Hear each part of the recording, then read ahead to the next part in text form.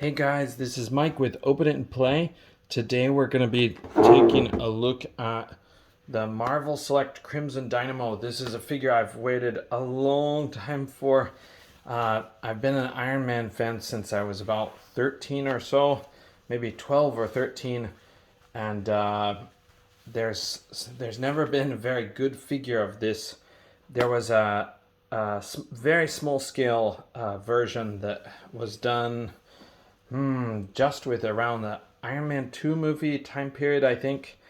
But this guy is for the 6-inch scale, so it's the thing that is much needed. That old one was pretty good sculpt, but unfortunately just didn't scale well with any of the other figures that I had. So I'm really looking forward to opening this guy. The packaging is pretty big, but it just shows a shot of the character here.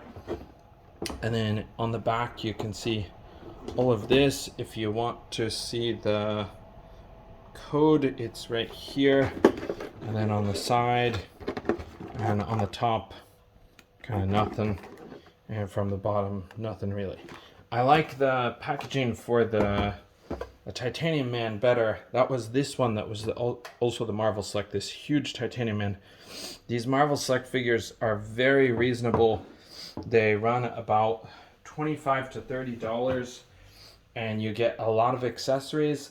The posability is not always the most fantastic thing, but the artistic side of the figure, how much effort they put into the sculpt, and the design is really well done. And for our posability, they are limited contractually, at least everyone is saying, so they can't do all of the joints that the Marvel Legends can do, but I think they're doing a really good job with what they do. So I'm gonna just open this guy up. I don't have a plan to keep the packaging, so I'm gonna open him up kind of old style. I hate to pulverize him, but I also am really looking forward to getting this guy out of the box. Okay, and I see he has a lot of things coming with him. Comes with this little thing, like a little promo to show some of their other characters. The bad thing about the scale of these figures is they're 7-inch, which doesn't go with my collection of 6-inch. But for larger characters like Titanium Man, Crimson Dynamo, it will work nicely. So I don't mind when it comes to the big guys. So, and I'm gonna have to cut off a lot of these. I'm sorry, I probably should have done this in advance, but if you can bear with me, I think it'll be pretty quick. Okay, and he has the old style bendy joint that I might just be able to cut if I'm lucky. I got it. Okay. Alright, let's get this guy out of the package. Okay. There he is. We're gonna do the usual way with my channel. We're gonna try to go to the accessories first. So let's take a look at some of these accessories. Accessories have a plastic insert over them. Oh wow, they're actually strung, tied into that thing. The same little straps. So I think they'll come out now, probably. Not quite. Sorry, this is a little more challenging than I thought it was going to be. But maybe that's the last of them, I hope. Okay. We've got the alternate heads. He has an alternate head. Sorry. There we go. The first one's out and the second one's out. Okay, so out of the box, well, that's a lot of accessories. Out of the box, he comes with this human face, which is actually pretty darn big, oversized. Sorry, I'm gonna go under here. I lost one piece. And this face is oversized. The head is oversized, I should say. His face is fine, but his head is oversized. So it's a really good sculpt and a pretty cool likeness to the comic book character, but unfortunately his head is just too darn big for somebody wearing this armor. That would mean it can't fit inside this helmet. To show you, here is the helmet and here's the head. It would be a really tight fit. It doesn't even look possible. So they have the same problem with that titanium man. So if we could do some spirit gum shrinking of the thing, that would be a miracle. We'd have a smaller, like realistic version for each of the heads. Boris Bulski and this titanium man too. Or sorry, this Crimson Dynamo too. Okay, and it looks like it's going to be hard to show the details because of the lighting in here, but this is the head as it comes in the box, and then you can pop off the faceplate and you can replace it with two other options. So that first one had the eyes in there. The second one is more like a visor. Okay, like this. Okay, that's another classic look for this character.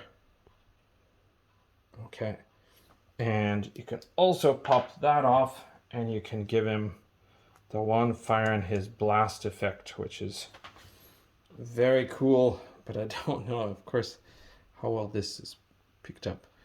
Yeah, it's a little bit bent, but I think a little bit of heat should correct that. But yeah, cool effect.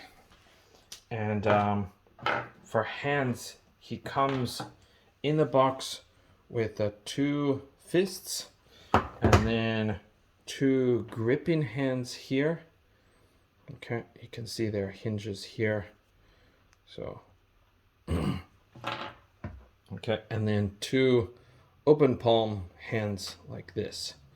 Okay, they're nice big hands, so it looks like someone could have actual hands inside that armor.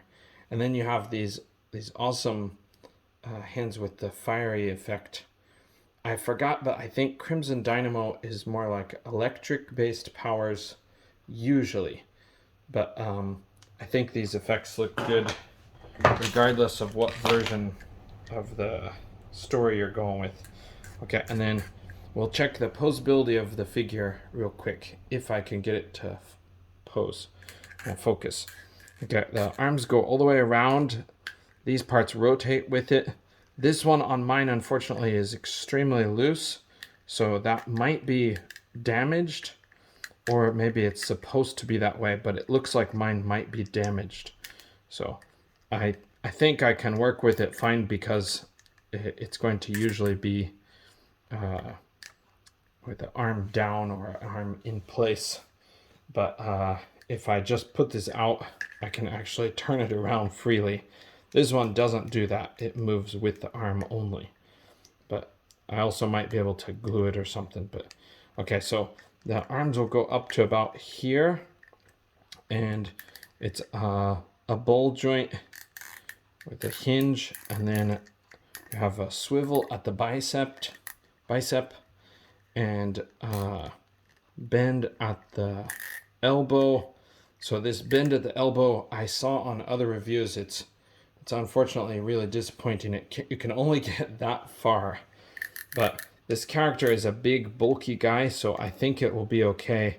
But the wrists hinge and twist, but they have kind of limited range because of these gauntlets. So okay, and then up here, this was a barbell or a dumbbell joint. So you have pretty good posability, I think, with the head. I'll put that on after this, but his body can arch back that far with the ab crunch and that far forward. So actually, it's pretty good. It's very good, I think, for a big guy. Okay, he doesn't twist at the waist, so that kind of stinks, but it's also kind of understandable. And then down here, his legs can go out that far. You can bring his legs up this much. And does he have a swivel at the thigh? It looks like he has a swivel at the thigh, but it also looks like mine might be almost locked. Okay, it moves. but it's really tight at first. Sorry, I can't get this thing to focus well because of the lighting. Okay, and this one, oh, the same thing. Okay, I got it. But yeah, they're kind of locked at first. Okay, and his knees come up only that far. At least that's as far as I can get mine. Do they? Yeah, they twist. So that's good that you can pivot at the knee. Okay, and then the boot has a hinge and a pivot. Does it rotate? Yes, it rotates too. Okay, so for the ankle, he actually has better than Marvel Legends. It can twist, and it can hinge, and it can pivot. So you have multiple options with that. So the only thing that I'm not happy with for my figure so far is this part. But like I said, I think I can work with it. It's very posable, so. Okay, let's try putting one of the heads on here. I'm gonna go with the visor look because I think that's one of the first looks I was ever familiar with for Crimson Dynamo. I really like the 90s version of him too. I was wishing that Marvel Legends would take a stab at that figure, but they haven't, or they haven't for a long time. But okay, with his head, we can see looking up just about like that. Very, very little for looking up. He can look down a lot better than he can look up. Okay, and side to side, and he does have very good range because of that dumbbell joint. They did it right, so he can go side to side, and he can show some attitude or some expression very easily. So okay, that's gonna be it for this review. His arm or his legs can go apart that far. Sorry, I forgot if I told that. Okay, and look at the back of the figure. He does have kind of a peg hole in the middle of the back. I always forget to show the back of the figure, so sorry about that. Okay, all right. I would highly recommend this guy. His figure is of great quality overall. It's a really good design.